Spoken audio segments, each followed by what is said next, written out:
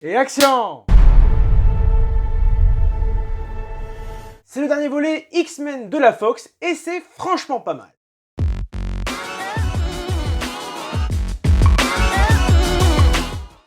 Bonjour à tous et bienvenue sur Media Show pour cette nouvelle Média Critique. Et aujourd'hui il sera question de X-Men Dark Phoenix, un film réalisé par Simon Kimber qui signe son premier long métrage, mais c'est un univers qui lui est familier puisqu'il a été producteur ou scénariste sur l'un des 3 films de la saga X-Men, à savoir X-Men l'affrontement final, X-Men Days of Future Past et X-Men Apocalypse. Cette critique contient une petite partie avec spoiler mais à la fin de la vidéo et vous inquiétez pas, vous serez avertis.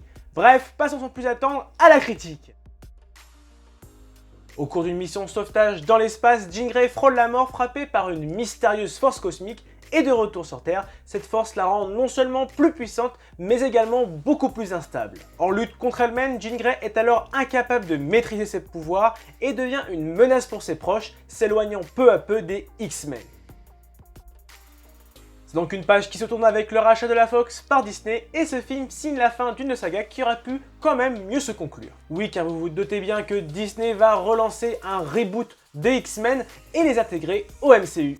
See ya real soon. Cet ultime volet est honorable, ce n'est pas catastrophique, ni même excellent, c'est un bon X-Men meilleur que Apocalypse. En effet, l'histoire est divertissante et semble se présenter comme une origin story sur le personnage de Jean Grey. On y découvre son passé, ses débuts chez les X-Men, jusqu'à sa montée en puissance pour devenir Dark Phoenix, l'un des ennemis les plus puissants que les X-Men doivent affronter. D'un côté, sur le fond, le film présente des choses intéressantes mais encore une fois peu approfondies, et je pense notamment à l'origine des pouvoirs de Dark Phoenix, mais aussi les antagonistes secondaires qui manquent de pertinence, également le repli de Magneto et ses ambitions, et enfin le personnage de Quicksilver qui est rapidement expédié malgré que les spectateurs l'apprécient énormément. Et de l'autre, le film offre un juste équilibre entre les scènes d'action, qui sont spectaculaires au passage, et de dialogue. De plus, l'humour est à mon sens bien dosé, ni trop ni pas assez, permettant de conserver un côté dramatique. Le film reste donc bien rythmé dans son ensemble. Mais ce que je reproche vraiment à ce film, sauf si j'ai vraiment rien compris, mais pour moi, c'est son manque de cohérence avec la saga, mais j'y reviendrai dans la minute spoiler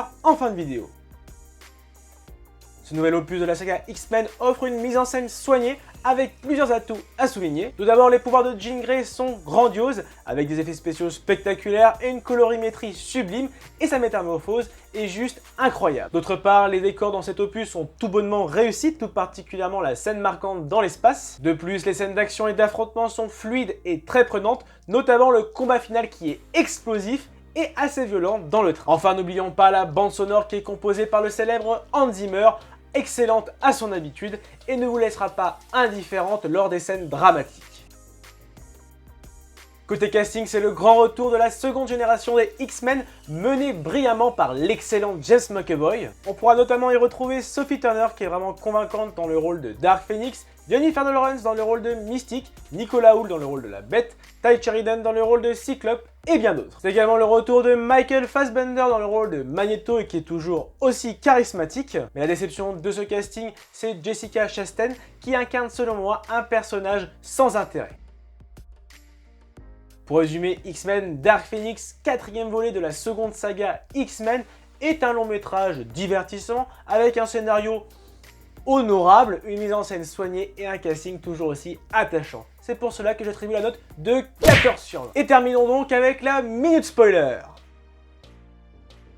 Donc comme je dis plus tôt dans la vidéo, ce qui me dérange avec cet opus c'est son manque de cohérence avec le reste de la saga. Pourquoi donc? Eh bien puisque dans X-Men Days of Future Past, Bryan Singer avait réussi à tisser un lien entre la première et la seconde génération des X-Men et que ce lien temporel est en quelque sorte brisé avec les événements qu'il y a eu lieu dans Dark Phoenix. En effet, dans cet opus, le personnage de Mystique meurt, donc dans le passé, alors que dans la première génération, on l'avait connu plus âgé. Et j'ai la même frayeur pour le personnage de Jean Grey dans l'affrontement final. Fort heureusement, on voit un phénix qui apparaît dans le ciel dans les dernières minutes du film, présageant qu'elle est encore vivante. Et vous, qu'en pensez-vous de la relation entre les deux générations des X-Men? Eh bien, partagez votre ressenti dans les commentaires. N'oubliez pas de contribuer à l'amélioration de la chaîne en faisant un don sur Tipeee ou tout simplement en regardant une publicité sur Utip.